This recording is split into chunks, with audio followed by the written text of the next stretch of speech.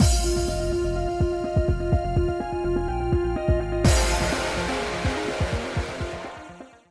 guys, it's Spacey Sims, and we are back with more Cupid Parasite, going to wrap up Alan's route today by doing his bonus episodes.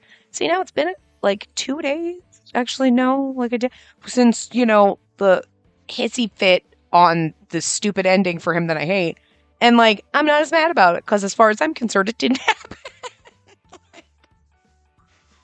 Yeah, I just can't control my emotions at the time where it's making me deal with that. But when I'm away from it, I'm like, I'm just gonna pretend it didn't happen and I'm okay. So, like, I can, like, fully go, like, no, I had fun with this game, except for that ending. But, like, whatever. You know? Again, I'd rather play the Chi ending again, I'm just saying. It just says a lot. Oh my god. Anyway, we're gonna start Alan's bonus episodes. We'll wrap up Alan in a nice little bow. Okay, so this is the past. I think that's the way they all go.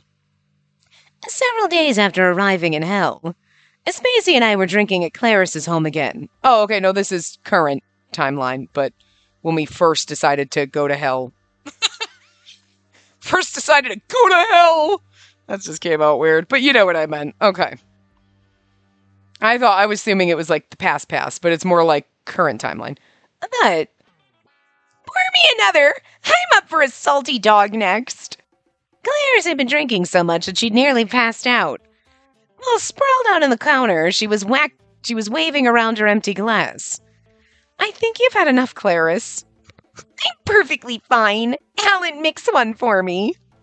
You never change, Claris. How about water now? I can't help it. I came back with nothing during yesterday's hunt. I miscalculated. Didn't expect his girlfriend to show up. Missed my chance to feast on his dreams. Oh, you can't eat dreams when someone else is present? It's not that. I just wasn't in the mood. That guy kicked me out and started doing it with his girlfriend. I don't want to enter the dreams of a man like that. So come on, Alan. Make my drink. Either a Muscal Mule or Kahlua milk. Whatever. Oh, she's asleep now. Let's get Claris to bed, then go home. Okay. I peeled the glass from Claris's fingers and took her to bed. Oh, come on. I'm a big girl demon now. Claris's drinking habits and her taste in men have stayed the same. I would know. After all, she was the one who took me in. Several centuries ago, this demon became my protector, and she hadn't changed a bit. If she had an unsuccessful hunt, she'd drown her sorrows in alcohol and cry herself to sleep. But the following day, she'd be completely fine, ready to chase after men once more. Hold. Sorry. I did laundry yesterday, and, like, when I'm washing, like, new clothes or, like, whatever, like, they always come and they always have, like, a weird smell to them. You know what I mean? Because, like, how they're processed, so I always have to put in, like, the Downy like scent thingies, little scenty pod things, and that does make me sneeze. It makes your clothes smell amazing, but because I had such a huge load of shit that I was doing, and then like some of my other clothes, like any of my clothes from certain brands and stuff, my nicer clothes, if I'm washing any of that, I like will do that with them just because. So it's like it's now the scent is just wafting out of my fucking like laundry room that's right next to me, and it does make me sneeze. It doesn't make me sneeze if I'm like an individual piece of clothing. You know what I mean? It's always like, oh, okay, it's nice, and it fades away. But like fresh laundered clothes that all have that scent on it, it's a little overpowering. So my allergies are going to go a little bonkers today. It's very weird that I use it when it makes me sneeze. But again, it doesn't make me sneeze like if I'm wearing a shirt that has it on it, because they do eventually like it tones down. It's just fresh out of the laundry. It's a little overbearing. You know what I mean? I don't usually use as much, but I had like a big load going, so I used a little bit more than I normally would. So it's like a little overpowering at the moment. It'll fade out. Don't worry. Anyway. Oh, I already read that. That was how I'd been able to remain the same, too. I'd committed crimes so I could be reunited with the girl I loved most. Back then I resented the gods. Because of them, I'd lost the other half of my soul to a place I could never reach. I wished to see her again. I'd never forgive the gods that tore us apart. With that wish in my mind, I kept reaching toward the sky.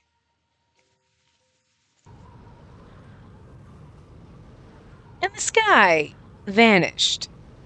I was expelled from heaven, deprived of my wings. I became a fallen angel.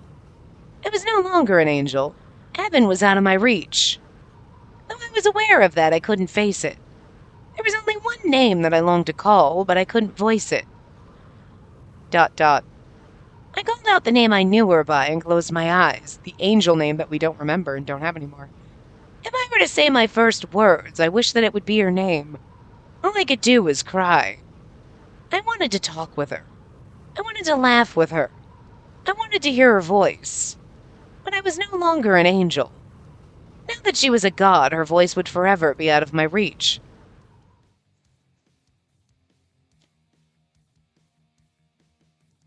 And before I knew it, I had fallen into this dark place.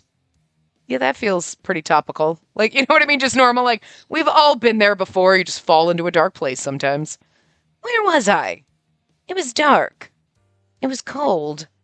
This place must have been what they called hell. I thought I understood, but my mind rejected the idea.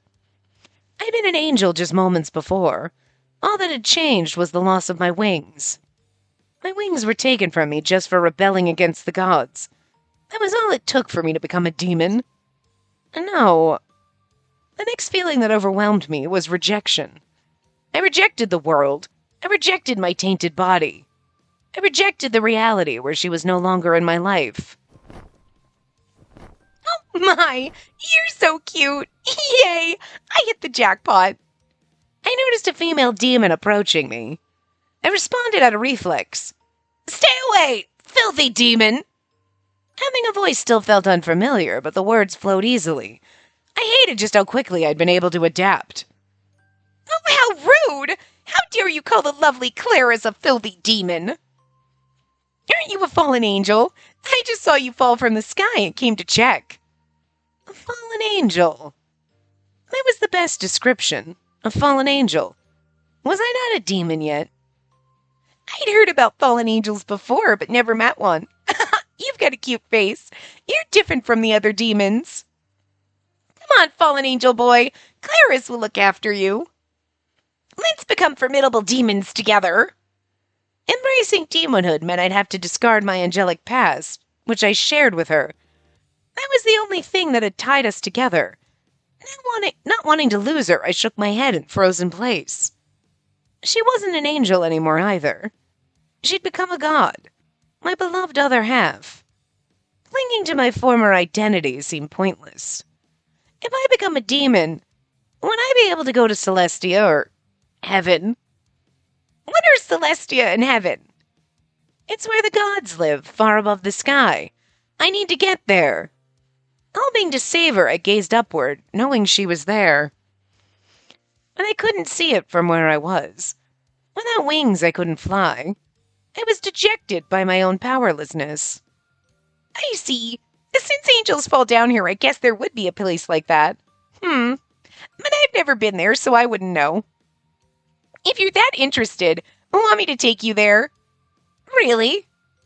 I'm curious, too. You know about that Celestia place. Although she'd agreed to it so quickly, we were ignorant. The air of Celestia was poisonous to demons. Wait! I can't do it! No way! We're turning back! No! I have to go! Even if I have to alone! Blank. As we approached, I could sense the dense aura of the gods and felt completely suffocated. I was going to say, I don't think the air's poisonous because we ended up there, like, Alan and I, when we were going to, like, warn them that Satan was coming. I was like, my brain wasn't working. You know what I mean? So, like, but we can't get, maybe it's because it's suffocating and overpowering, but having the divine artifact change, or the divine artifact helped us not be poisoned. Anyway, it doesn't matter. But I tried to ignore it. Releasing Clarice's hand, I desperately reached toward the sky. Instinctively, I tried flapping my non-existent wings. But I lost balance and began to plummet. I saw Clarice far above me, looking at me with panic. Idiot! You haven't regrown your wings! Gah! You're such a pain in the butt, my little fallen angel! Hang tight! And so we returned to hell. Recalling how the air of Celestia had felt in my lungs, I curled up with my arms around my knees and bit my lip. And the air was supposed to be invigorating, but to me, it had felt the opposite. The pride I'd had as an angel was completely gone. All I could do now was curse the gods. So that's Celestia. The air around there is pretty terrible. Going there as a demon would be suicide. Then I won't become a demon. You might say so, but you already are. They call you a fallen angel, but you're just a lesser demon. A lesser demon. I hated the way that sounded.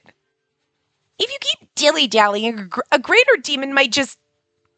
I must have looked pitiful, because the female demon Clarice suddenly looked at me in a more gentle way. Sorry, you've just arrived. You must be feeling so lost. It's all right, don't worry. Life as a demon isn't so bad. I didn't care if life as a demon was good or bad. I didn't want to be a demon, but I also didn't want to stay as an angel. All I wanted was to free her. I didn't want the gods to have her. If that was possible, I didn't care what I was or what I would become. But all of these desires were futile, because I couldn't go to Celestia. I looked down, trying to hold back tears. Clarice placed her hand on her hips and sighed deeply.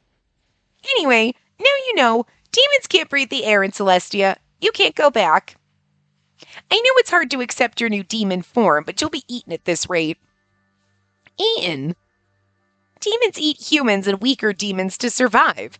You're newly fallen, so you're an easy target. That's why I came to help you, to protect you from being someone's meal. But why? I was about to ask her why she would do that, but I realized she just said that demons ate other demons. Clarice burst out laughing when she saw me looking wary, thinking she was going to eat me. Don't make that face. I'm not going to eat you. I'm a succubus. I mainly feed on humans' dreams. You're probably an incubus. You have the same kind of scent as me. Incubus? It's the name of a male demon that feeds on human dreams. Are you glad you don't have to eat humans? Our kind's rare. That's why I came to get you before the other demons got to you first. Besides, I've always wanted a kid. A kid! Demons can't bear children. Raising a kid sounds like fun, no? And since we're the same kind, I thought it'd be perfect. Anyway, my little fallen angel, want to be my kid? And this demon, age unknown, held out her hand to me. I'd be lying if I said I wasn't puzzled. Ow, jerk. But I wanted to learn more about demons. I didn't know if I'd be able to figure it out on my own. I just learned that the air of Celestia was like poison for demons. No! I don't want to pet you or snuggle you. You bitted me. You bitted me hard and that was not nice. Don't give me that face. Don't look at me with those stupid fucking eyes. Stop it. To rescue my other half, I need to learn more. I'm trying so hard not to just cuddle him right now because he's being a bastard. He really... He's crawling. I've got my knee up and he's crawling down my leg and he's not biting my fingers, but he's trying to pull them, pull them up, snuggle me, put your hand around me. I'm I had that, but then that meaty part of your thumb, he just took a giant chomp out of it. And now I just held my hand up and he's let me rub myself on you. Let me pet myself. You're so rude. And then you're just gonna bite me. I didn't understand the true nature of gods and demons. And that was why I reached to take that demon's hand. Fine. I accepted the offer from the demon. I can't stay mad at this butt-face for long.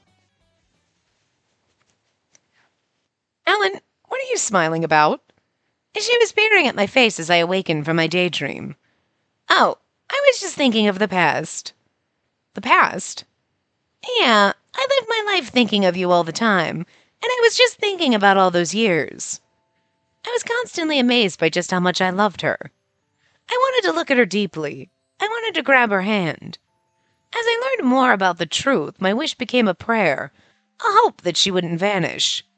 But my wish had been fulfilled. I'd grabbed her hand and whisked her away from the sky.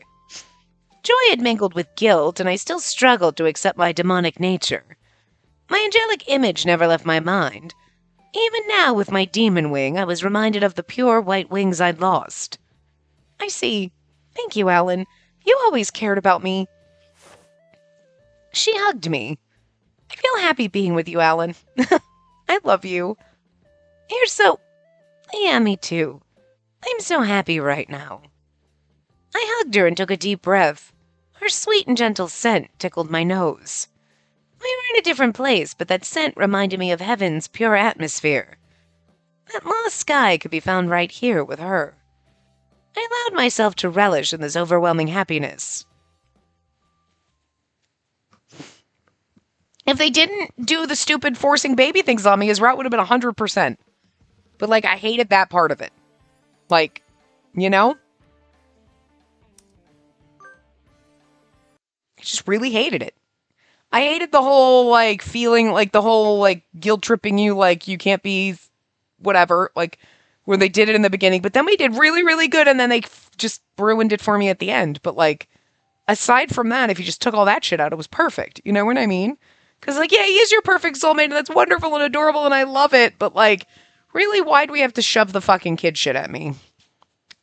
I'm still salty about it, but just gonna pretend it never happened. But it's like when I'm seeing moments like this, like really, you're like, no, they ruined it with the kid thing. You know what I mean? Like, I'm not 100% over it. I'm doing the best I can to forget about it. But like, you know, whenever I closed my eyes, a particular scenery always appeared. Heaven, the world of angels.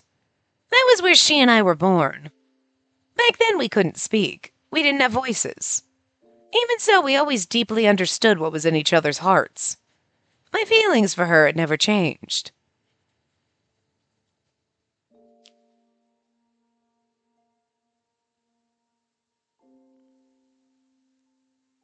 Beep!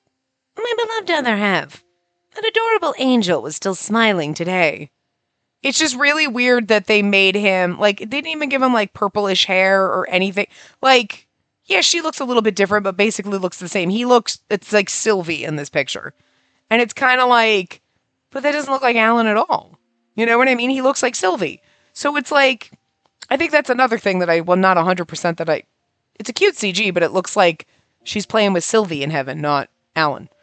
And I get it, the red eyes and the purple hair is like demon or whatever, but like even in his human form, like they could have just given him like a little more, something that made him look more like Alan and less like Sylvie. You know what I mean? Like, because this CG pops up and you're like, this isn't Alan though. Like, you have to give him something that makes him look like Alan, you know? Like, I don't know.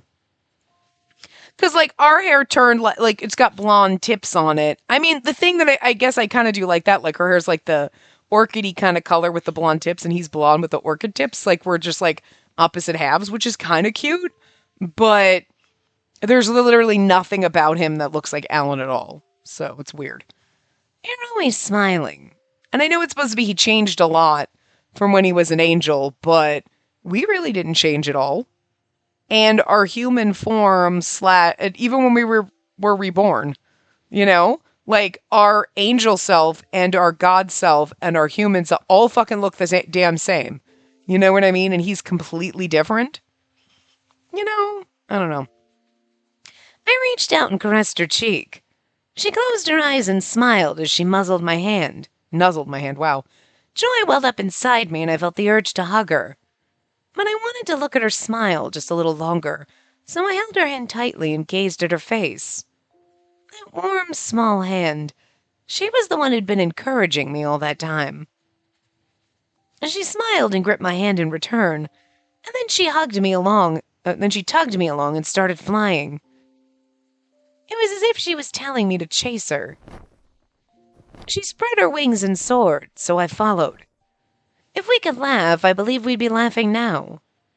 Every day was warm and filled with happiness. I cherished how it remained the same. Humans would often get bored, so they try to change things, leading to conflict. We watched the human realm with curiosity, wondering why they didn't experience peace like ours. Why couldn't humans live in harmony like the angels? We'd only known happiness since birth, so we couldn't understand why humans acted the way they did, because humans are assholes. Also, we're kind of like the in-between between heaven and hell, so we got good and bad. You know what I said? Well, that's what they said. The angels are like the good things in humans, and the demons are like the bad things. So, like, hey, we're balanced. Some of us more than others, but I did have one emotion that wasn't typical for an angel, and that was worry. I was different from other angels. I experienced anxiety, the birth of anxiety right here. Whenever I'd lost sight of her, anxiety welled up inside me, and I'd frantically start looking for her. Other paired angels didn't act like this. I felt out of place among them. I began to despise myself for my cowardice, which only deepened my melancholy. But that's actually kind of sweet, though, that they made him like this instead of like, oh, we're paired angels and there's other paired angels, but like there's more of a bond between us than there are. Like the bond between us is different than it is between other paired angels. Where like if Jupiter had taken a different angel to be Cupid, their paired angel wouldn't probably have gone through the hell that Alan did. You know what I mean? Because there's just some other spark, something slightly different between us. And that's beautiful. Sad, for the whole thing, but still beautiful. She'd always encourage me with a smile, as if to say, what would you do without me? Whenever I looked anxious, she looked at me, doing her best to cheer me up. My love for her grew stronger every time she did. If there ever came a time she was afraid or anxious, I wanted to be the one to make her smile. I was determined to see her happy, so I pondered ways to ensure her joy. I learned how to make flower crowns, sandcastles, and hair ornaments adorned with feathers. I did it all thinking that would make her happy.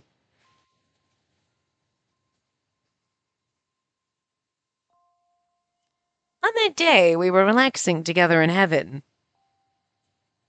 We hadn't been given any tasks by the gods. She looked bored, so I proposed a game of hide and seek. Oh no. Hide and seek was one of her favorites. Her eyes sparkled at my suggestion. We played hide and seek all day.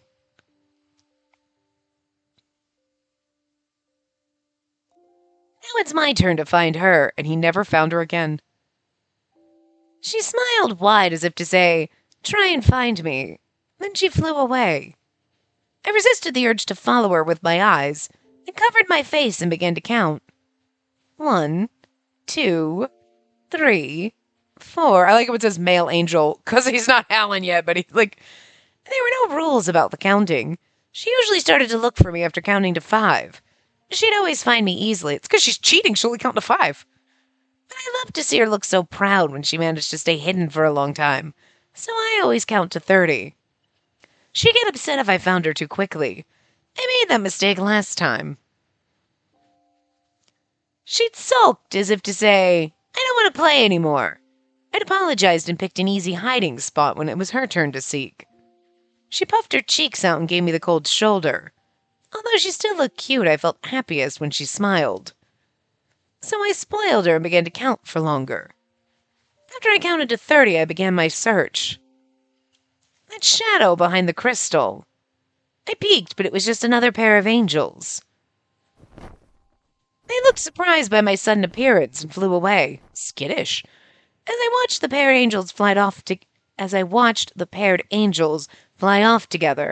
I wondered if that was how others saw us.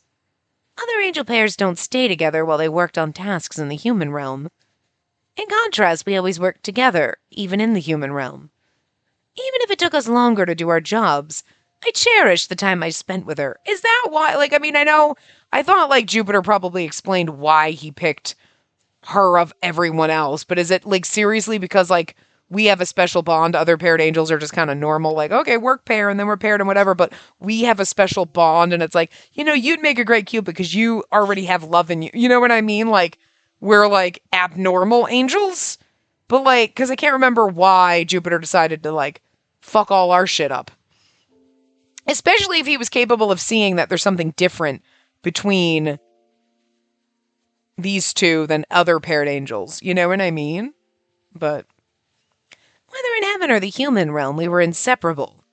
Our closeness was particularly unique among angels. See, But I always had the desire to be by her side. Throughout the years, that had never changed.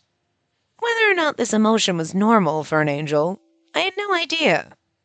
But our bond felt deeper than any of the human relationships we'd witnessed during our assignments in the human realm. Humans of this era often bickered and treated their own family like tools. To bring order to that world, the gods had to intervene. These were the tasks that the angels had to complete. We were the representatives of God. Our role filled us with great pride. Where is she? She's getting good at hiding. I looked all around heaven for her. I looked behind the crystal, in the sand, in the seas, but she was nowhere to be found. Where was she? It was fun to look for her in the beginning, but I soon started to worry more and more. I couldn't do anything without her by my side. Yet I couldn't find her anywhere. It was as if she'd vanished into thin air. Aw. Vanished? Impossible. Heaven was devoid of any danger, except for the gods stealing away your paired angel. Once that worry surfaced in my mind, it lingered and magnified with each passing moment. What started as worries soon became an indescribable fear.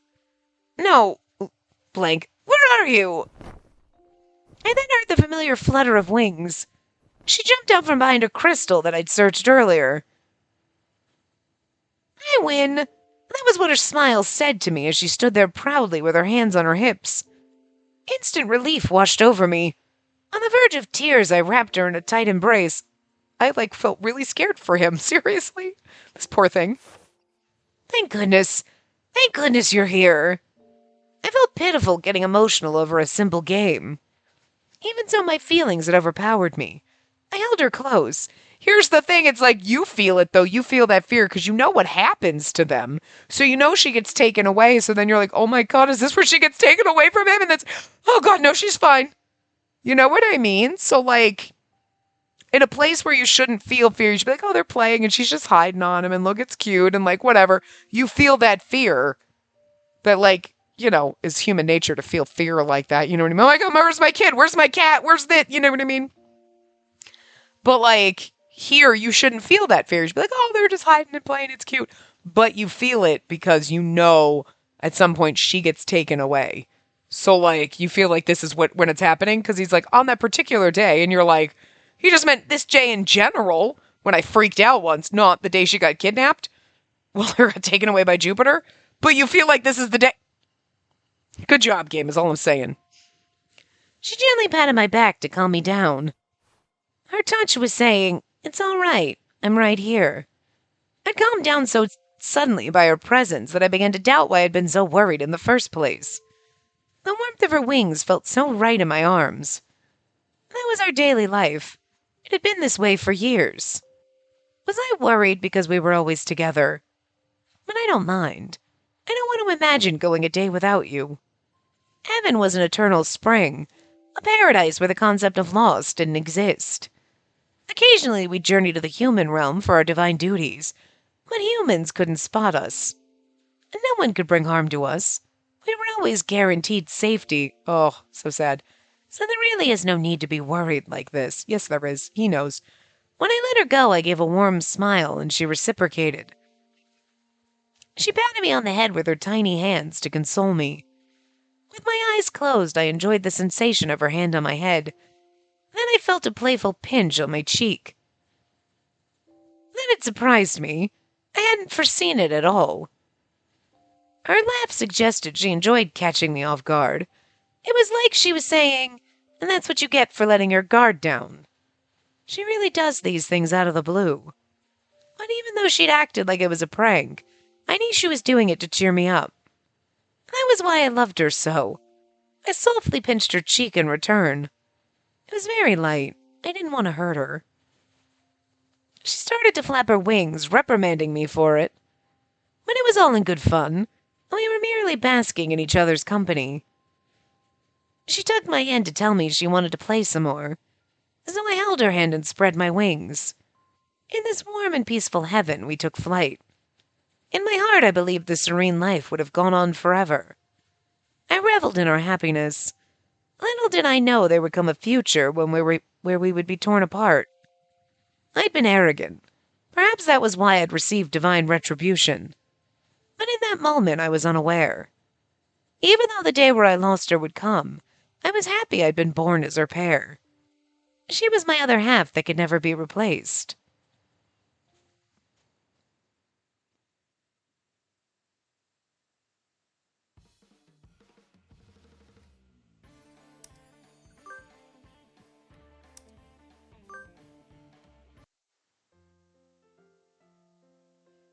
We continued to frolic together.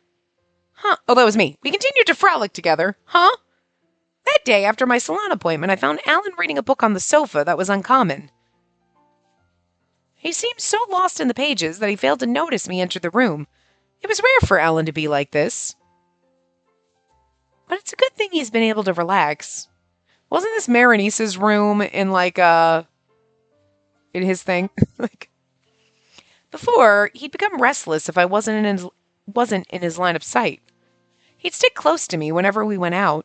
He'd always be next to me. That's because he spent 400 years pining and missing you. It's understandable. But earlier today, he saw me off with a smile, and now he was so focused on reading that he didn't notice me. I was relieved to see that he could finally relax when he was alone. But what's captured his attention?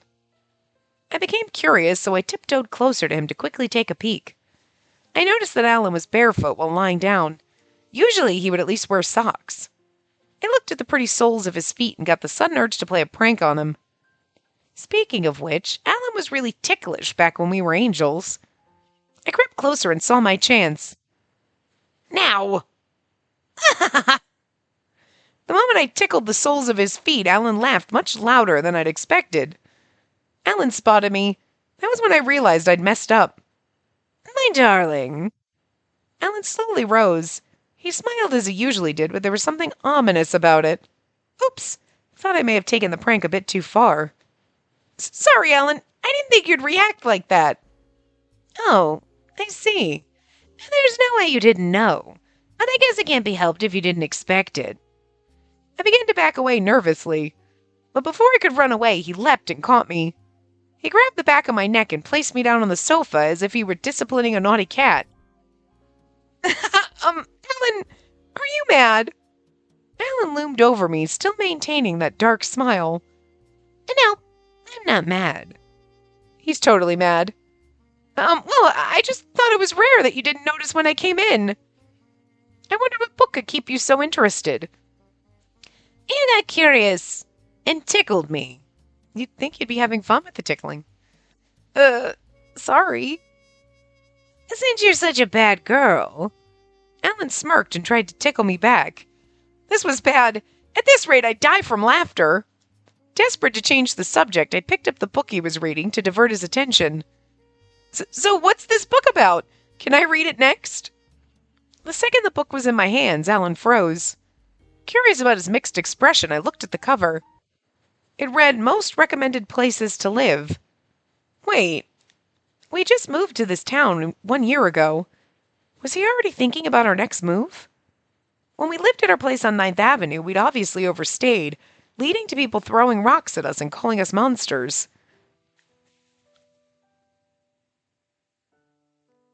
People start getting weird if I stay in one place too long. Since I never age, they find it creepy. We still have time, but we might have to relocate soon. I'm sorry. I realized we'd been here a bit too long. I should have brought it up sooner, and then maybe we wouldn't have had that rock incident. I loved it here. Wanted to stay a bit longer, and I got carried away. We should have left ages ago. I'm sorry you had to deal with this. The pain had been evident on Alan's face. It wasn't the name-calling that had hurt him, but the fact that he couldn't prevent those things from happening to me. Is that why he wants to move before people get suspicious? Alan looked away a bit awkwardly when I stared at him. We were in a rush, so we were still in Lost York, but I think it's better to leave Lost York. Who knows if we'll come across someone we know? He mumbled that last bit, trying to explain his reasoning. He'd been reading it so intently that I thought it would be some sort of great story. But instead he'd just been trying to make sure we were able to maintain a human lifestyle. He was always going out of his way to make sure I was happy. I wish he did things for himself more often. Oh, please. I thought we'd talk about it together when these things came up. Sorry, I didn't want to worry you. You seem happy here. But you can't take on everything alone. I keep telling you, don't keep things bottled up. The reason I love it here is because of you. Anywhere's home as long as you're with me. This is our problem. It's not just your burden to bear, Alan. Maybe, but I was the one who brought you down from the skies. At the very least, I should... It was always the same. This former thieving parasite always acted like everything was his fault. No matter what he was called, I didn't want him to feel guilty. Oh, come on! I'm here because I love you, Alan. If you're going to be such a stubborn bad boy, then... Look at his face. Is she tickling him to death? Oh my gosh, she is going to tickle him. That's so cute. It's ridiculous. I pushed him down and started tickling his sides. Hey! Stop it! That's what you get. Tickle, tickle. I knew exactly where he was most ticklish. After all, we were paired angels.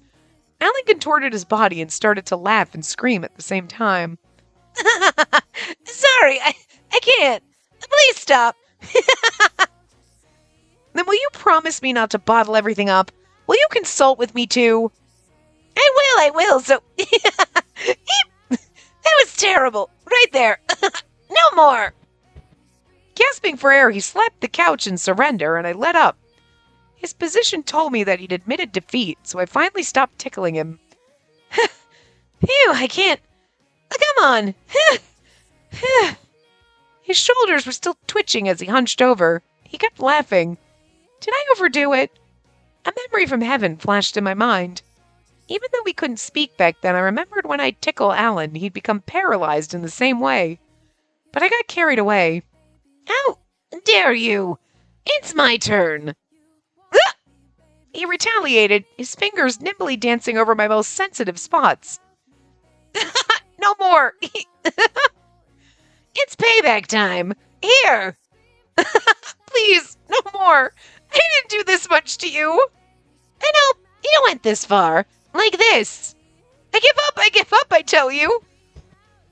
This time I was the one signaling my defeat by tapping the cushion. Alan acknowledged my surrender and stopped immediately. Adorable. I thought I was gonna die. I'll have you know that I felt the same. Sorry. Okay, I overdid it. All I'd wanted was to draw out his laughter, to break through the walls he'd put up around himself. But along the way, I got lost in the joy of hearing his laughter. Back in heaven, we couldn't hear each other laugh. Well, fine. I got to hear your laugh after all. Alan seemed to be thinking the same thing. He closed his eyes to reminisce as he pulled me into his lap. He wiped away my tears of laughter. Our eyes locked, and we shared a gentle kiss. Alan, when I held him tight, I noticed his shoulders twitch in anticipation of another tickle. It's endearing how ticklish he still is. He said he'd committed crimes after becoming a demon. I'd assumed he'd have stopped being ticklish by now, but he was still the same. That simple detail made me happy for some reason. We'd continue to change our home and lifestyle, but this part would never change. After a year, we'd leave this house. I wondered where we'd go next. I noticed the book still on the sofa. I was eager to flip through the pages and discuss where we would go. But for now, I simply wanted to remind him of my love. Though he would sometimes get sad or lonesome, he'd always be my ticklish Alan. Alan, I love you. Me too. I love you. We expressed our love with words and kissed again. I wanted him to feel more at ease.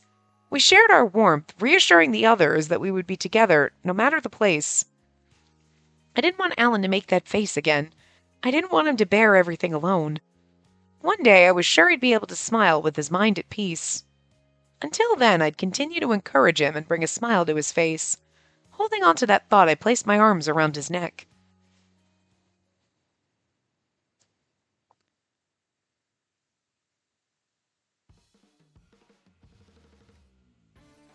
Yep, okay. I'm like, there should only be... Alright, and we have to go to our gallery to check out our last CG, and then that's it, guys.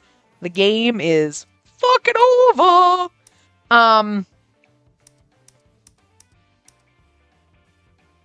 There we go. This ridiculous CG that we're gonna end on. Oh, whatever. It's fine.